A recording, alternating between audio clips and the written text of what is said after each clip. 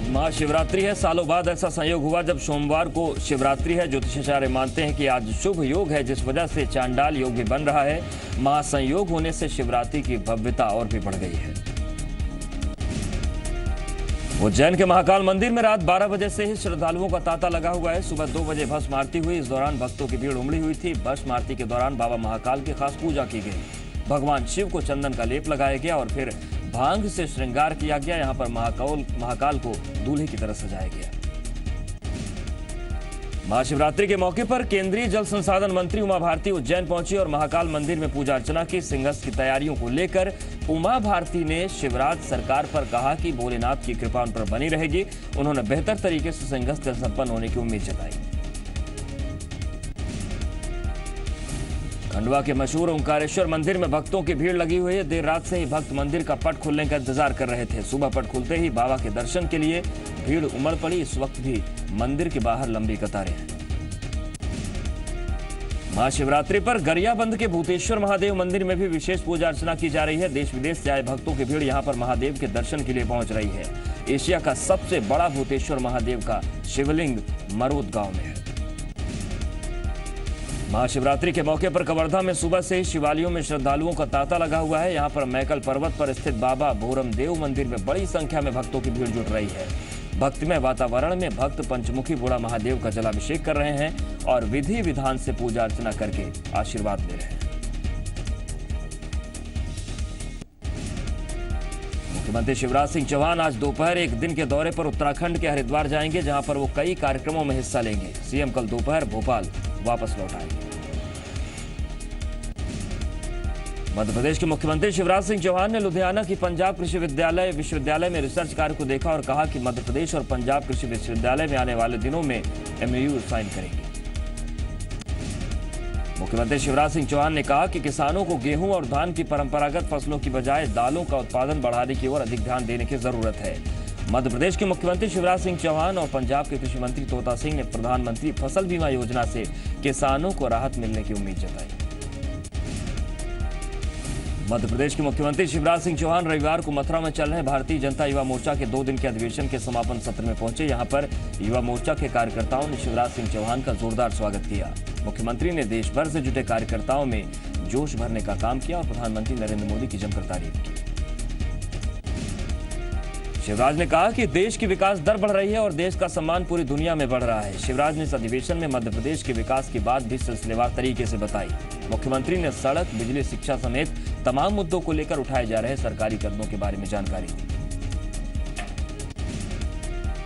छत्तीसगढ़ के मुख्यमंत्री डॉक्टर रमन सिंह ने भी रविवार को मथुरा के वृंदावन में बीजेपी की युवा मोर्चा के कार्यक्रम में हिस्सा लिया। मुख्यमंत्री रमन सिंह ने कहा कि देश के विकास में युवाओं की अहम भूमिका है। मुख्यमंत्री रमन सिंह ने युवाओं से राष्ट्र निर्माण के लिए आगे आने की अपील की। मुख्यमंत्री ने कहा कि युवा शक्ति की बदौलत प्रधानमंत्री मोदी के सपनों को पूरा किया जा सकता है। मुख्यमंत्री आज शाम को दिल्ली होते हुए रायपुर के लिए रवाना हो जाएंगे। छत्तीसगढ़ कांग्रेस ने आरोप लगाया है कि छत्तीसगढ़ को नागरिक आपूर्ति घोटाले का केंद्र बना दिया गया। कांग्रेस का आरोप है कि रायगढ़ बीजेपी के जिला पंचायत अध्यक्ष पुरुषोत्तम अग्रवाल ने गोदाम में अच्छे चावल की जगह खराब चावल रख दिए थे। सारंगढ़ से नागरिक आपूर्ति गोदाम से अच्छा चावल निकालकर गोड़ा सोसाइटी में लाया गया तथा गोड़ा का पाखड़ चावल सारंगढ़ ले जाया गया। गोड़ा से सैंपल लेने के बाद चावल को बदला गया। कांग्रेस इस मामले में भ्रष्टाचार का आरोप लगाते हुए जांच की मांग कर रही है। इंदौर दौरे पर आए बीजेपी नेता सुब्रमण्यम स्वामी का कहना है कि भीमराव अंबेडकर के साथ बहुत अन्याय हुआ। उन्होंने देश का संविधान बनाया, लेकिन जवाहरलाल नेहरू ने उन्हें उचित सम्मान नहीं दिया। इंदौर दौरे पर आए सुब्रमण्यम स्वामी ने देवी अहिल्या यूनिवर्सिटी में एक कार्यक्रम के दौरान कांग्रेस को जमकर खरी खोटी सुनाई। स्वामी ने देश में समान नागरिक संहिता लागू होने की वकालत की। उन्होंने कहा कि प्रधानमंत्री नरेंद्र मोदी में हिम्मत की कमी नहीं है। वो जिस दिन मूड में आ जाएंगे, संसद में बिल पास हो जाएगा। रतलाम में सराफा कारोबारियों के धरना आंदोलन को समर्थन करने के लिए पहुंचे कांग्रेस सांसद कांतिलाल भूरिया ने प्रधानमंत्री मोदी पर अमर्यादित बयान दिया। धरना स्थल पर भूरिया ने प्रधानमंत्री मोदी की कथनी और करनी में फर्क का आरोप लगाते हुए उन्हें अभद्र टिप्पणी की। कांतिलाल भूरिया यहीं नहीं रुके। इस मंच से सांसद कांतिलाल भूरिया ने नाम लिए बिना ही वित्त मंत्री अरुण जेटली पर भी बेतुका बयान दे दिया। सांसद कांतिलाल भूरिया एक दिन के दौरे पर रविवार को झाबुआ पहुंचे। भूरिया ने स्थानीय कार्यक्रमों में शिरकत करने के साथ पार्टी कार्यकर्ताओं के साथ चर्चा की। कांतिलाल भूरिया ने शिवराज सरकार पर गंभीर आरोप लगाते हुए कई मुद्दों पर इसे विफल बताया। उज्जैन पहुंचे एमपी बीजेपी के अध्यक्ष नंद कुमार सिंह चौहान जेएनयू छात्र संघ के अध्यक्ष कन्हैया कुमार पर जमकर बरसे। चौहान ने कहा कि जो लोग देश के खिलाफ नारे लगा रहे हैं वो खलनायक हैं। चौहान के मुताबिक जो लोग कन्हैया का स्वागत कर रहे हैं वो सभी अलगाववादी हैं। मध्य प्रदेश के मुख्यमंत्री शिवराज सिंह चौहान ने कांस्टेबल की हत्या पर दुख जताया। उन्होंने पीड़ित परिवार को 5 लाख रुपए की आर्थिक मदद देने का ऐलान किया। साथ ही परिवार के किसी एक सदस्य को अनुकंपा के आधार पर तुरंत नौकरी देने की घोषणा की गई। दतिया में अज्ञात वाहन की टक्कर ने नायब तहसीलदार की मौत हो गई। बताया जा रहा है कि टीकमगढ़ के यात्रा में तैनात नायब तहसीलदार महेंद्र राणा बाइक से शिवरात्रि के मौके पर अपने घर जा रहे थे। दतिया में NH 75 पर सोनागिरी तिराहे के पास उनकी बाइक को अज्ञात वाहन ने टक्कर मार दी। उत्कल एक्सप्रेस से शहडोल से ग्वालियर आ रही महिला का पर्स छीनकर बदमाश फरार हो गए। उनके पर्स में नकदी और जेवरात समेत करीब 1.5 लाख रुपए का सामान था। फिलहाल ग्वालियर में GRP ने मामला दर्ज कर लिया है और जांच चल रही है। ग्वालियर में कांस्टेबल की हत्या के आरोपी ट्रैक्टर ड्राइवर लल्ला गुर्जर को 3 दिन की पुलिस रिमांड पर भेजा गया है। दरअसल रविवार को अवैध खनन के खिलाफ कार्रवाई के दौरान एक ट्रैक्टर ट्रॉली पलटने से कांस्टेबल नरेंद्र शर्मा की मौत हो गई थी। इस मामले में ट्रैक्टर ड्राइवर के खिलाफ हत्या का मामला दर्ज किया गया है। रविवार को मुरैना और ग्वालियर के वन विभाग की टीम अवैध खनन के खिलाफ कार्रवाई करने पहुंची थी। बामौर के पास वन विभाग ने अवैध रेत से भरे 4 ट्रैक्टर्स को देखकर उनका पीछा किया। इस दौरान एक ट्रैक्टर ड्राइवर ने हाईवे से पुरानी छावनी इलाके में से मोड़ दिया। निवारली चेक पॉइंट के पास बने चेक पॉइंट पर ट्रैक्टर और वन विभाग की टीम एक दूसरे के करीब आ गए। मौका देखकर constable Narendra Sharma tractor trolley पर चढ़ गए और ड्राइवर को रोकने की कोशिश करने लगे। ट्रैक्टर ड्राइवर ने ट्रैक्टर को पलटा दिया। ट्रैक्टर ड्राइवर ने रोकने के बजाय रफ्तार दरअसल बढ़ा दी थी और थोड़ी दूर पर जाकर उसने ट्रैक्टर को पलटाया और ट्रॉली पर चढ़े कांस्टेबल नरेंद्र शर्मा की रेत से भरी ट्रॉली के नीचे आने से मौत हो गई। ग्वालियर के भितरवार इलाके में गोली लगने से एक युवक की मौत हो गई। घटना भितरवार इलाके के डबरा किसोली रोड पर हुई। विकास यादव नाम के युवक के पैर में गोली लगी थी जिसे ग्वालियर लाया गया, जहां पर डॉक्टर्स ने उसे मृत घोषित कर दिया। भितरवार पुलिस को शनिवार की देर रात खबर मिली थी कि किसोली झाडोली गांव के पास एक युवक घायल हालत में पड़ा हुआ है। खबर लगते ही पुलिस मौके पर पहुंची, लेकिन तब तक राहुल नाम का युवक घायल विकास को ग्वालियर ले गया, लेकिन विकास यादव को बचाया नहीं जा सका। मृतक विकास के खिलाफ कई थानों में मामले दर्ज थे, इनमें से कई में वो जेल में जा चुका था। पुलिस ने मामले की जांच शुरू कर दी है। टीकमगढ़ में 3 फरवरी को पेट्रोल पंप में लूट के मामले में गिरफ्तार किए गए अंतर्राज्यीय गिरोह के सदस्यों से पूछताछ में खुलासा हुआ कि लुटेरों ने सागर जिले के खिमलासा, भानगढ़, अशोकनगर, मोंगावली में भी शराब की दुकान और पेट्रोल पंप में लूट की वारदात की है। टीकमगढ़ में 3 फरवरी को पेट्रोल पंप में लूट के मामले में गिरफ्तार किए गए अंतर्राज्यीय गिरोह के सदस्यों से पूछताछ में खुलासा हुआ कि लुटेरों ने सागर जिले के खिमलासा, भानगढ़, अशोकनगर, मोंगावली में भी शराब की दुकान और पेट्रोल पंप में लूट की वारदात की।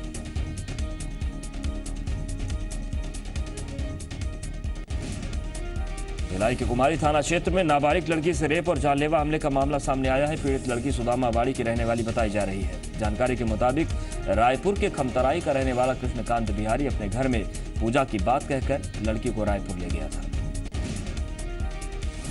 आरोप है कि कृष्णकांत ने न केवल 8 दिन तक बंधक बनाकर उससे रेप किया, बल्कि रात खुलने के डर से उसका गला और जीभ काटने की कोशिश की और वापस उसके परिवार के पास छोड़ गया। लड़की की गंभीर हालत को देखकर परिवार ने पूछताछ की, तब किस तरीके से उसने अपनी आप बीती सुनाई। इसके बाद उसे अस्पताल में भर्ती करवाया गया।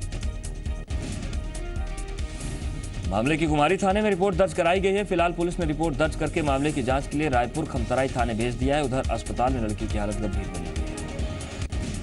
भिंड के गोहद कस्बे में प्रशासन और खनन विभाग ने अवैध रूप से पत्थरों का भंडारण के खिलाफ संयुक्त कार्रवाई की है। छापेमारी में 1 करोड़ रुपए मूल्य के ज्यादा का पत्थर जब्त किया गया है।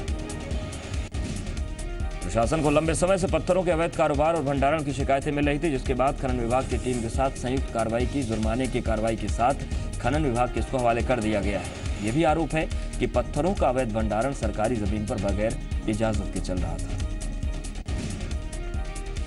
नारायणपुर के आमदाई घाटी में नक्सलियों ने सीरियल ब्लास्ट कर जमकर फायरिंग की, जिसकी चपेट में आने से जायसवाल निको कंपनी में काम करने वाले 2 सुपरवाइजर मनीष और अजय की मौत हो गई। इस हमले में एक जवान भी घायल हो गया। नक्सलियों और पुलिस के बीच आधा घंटे तक फायरिंग हुई और बाद में पुलिस को भारी पड़ता देख नक्सली भाग खड़े। नारायणपुर में 46 किलोमीटर दूर ओरछा मार्ग पर आमदाई घाटी में जायसवाल निको कंपनी की तरफ से लौह खनन काम चल रहा है, जिसके लिए सड़क निर्माण का काम पुलिस की कड़ी सुरक्षा व्यवस्था के बीच चल रहा है। छोटे डंगर के आमदाई घाटी के लौ एस खदान का विरोध नक्सली आगजनी और कैंप पर फायरिंग करके करते रहे। इस बार नक्सली बड़ी घटना को अंजाम देने के फिराक में थे। छतरपुर के बमीठा इलाके में पुलिस ने विस्फोटकों का जखीरा जब्त किया है। पुलिस को सूचना मिली थी कि पिकअप वाहन से भारी मात्रा में विस्फोटक उतारकर रिहायशी इलाके में एक मकान में जमा करके रखा जा रहा है। पुलिस ने छापा मारकर मौके से 12 पेटी अमोनियम नाइट्रेट, जिलेटिन की 13 छड़ें समेत विस्फोट से इस्तेमाल होने वाली दूसरी चीजें बरामद की है। पुलिस ने विस्फोटकों की ढुलाई करने वाली पिकअप वाहन को भी जब्त कर लिया है। पुलिस एक आरोपी को हिरासत में लेकर उससे पूछताछ कर रहा है। मध्य प्रदेश के नरसिंहपुर जिले में हुई ओलावृष्टि ने किसानों की मुसीबत बढ़ा दी है। बीनेर, सिंहपुर, हदगांव समेत कई गांव में ओलावृष्टि हुई। सबसे ज्यादा ओले धुपगढ़ बेल्ट गांव में गिरे हैं। जिले में बारिश के साथ हुई ओलावृष्टि से गेहूं, चना, मसूर की फसल को भारी नुकसान हुआ है।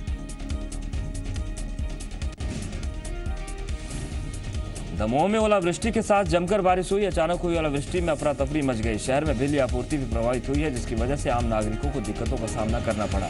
जिला मुख्यालय के अलावा हिंडोरिया, नरसिंहगढ़, भटियागढ़ के साथ कई ब्लॉक में ओलावृष्टि से प्रभावित हुए हैं। ओलावृष्टि में किसानों की परेशानी बढ़ गई है। विदिशा के सिरोंज तहसील के एक दर्जन गांव में ओलावृष्टि से फसलों को काफी नुकसान हुआ है। ओले गिरने से चना, मसूर, धनिया, गेहूं के खेत में खड़ी फसल बर्बाद हुई। ओलावृष्टि में सबसे ज्यादा गरेठा, खिल्ली, कोरमासा, बाडेर, पाटन गांव में बर्बादी हुई। एसडीएम ने फसलों के नुकसान और तबाही का जायजा लिया है। 3 साल से लगातार खराब फसल की मार झेल रहे किसानों की उम्मीदों पर भी ओलावृष्टि में इस बार पानी फेर दिया। उज्जैन सिंहस्थ में बस कुछ दिन बचे हैं, लेकिन इससे पहले यहां पर देश भर के साधुओं ने अपना डेरा डाल दिया। मंगलनाथ क्षेत्र में विष्णु सागर के सामने आश्रम में अखंड मौनी यानी साइलेंट बाबा तपस्या करते दिख रहे हैं। साइलेंट बाबा हिंदी, अंग्रेजी, गुजराती, मराठी सहित कई भाषाओं के जानकार हैं। साइलेंट बाबा की तप साधना का तरीका भी कुछ अलग हटकर है। पिछले 6 सालों से मौन धारण किए हुए साइलेंट बाबा पेड़ पर लटकी रस्सी पर चढ़कर योग करते हैं, तो साइलेंट बाबा के साथ ही तपती दोपहरी में धुनी रमाए नजर आते हैं। भोपाल के समन्वय भवन में रैंप वॉक का आयोजन किया गया। ये रैंप वॉक खास इसलिए था क्योंकि इस वॉक रैंप का प्रमुख आकर्षण एसिड अटैक पीड़ित महिलाएं थी। दरअसल प्रेरणा नाम की गैर सरकारी संस्था की ओर से महिला दिवस से पहले रैंप शो का आयोजन किया गया था। रैंप शो का उद्देश्य एसिड अटैक से पीड़ित महिलाओं को मुख्य धारा से जोड़कर समाज के साथ खड़ा करना है। भारत ने बांग्लादेश को हराकर 6वीं बार एशिया कप पर अपना कब्जा जमा लिया है। भारत ने बारिश से प्रभावित फाइनल मैच में बांग्लादेश को 8 विकेट से शिकस्त दी। आज पूरे देश में महाशिवरात्रि की धूम है, लेकिन देश में 10 आतंकियों के घुसने के बाद हर तरफ अलर्ट घोषित कर दिया गया है। गुजरात और दिल्ली में पुलिस और खुफिया तंत्र बेहद हाई अलर्ट पर है और सुरक्षा को लेकर खास चौकसी बरती जा रही है। कई शहरों में आतंकी हमले का अलर्ट। पाकिस्तान के एनएसए नासिर खान जंजुआ की जानकारी के बाद जारी हुआ अलर्ट।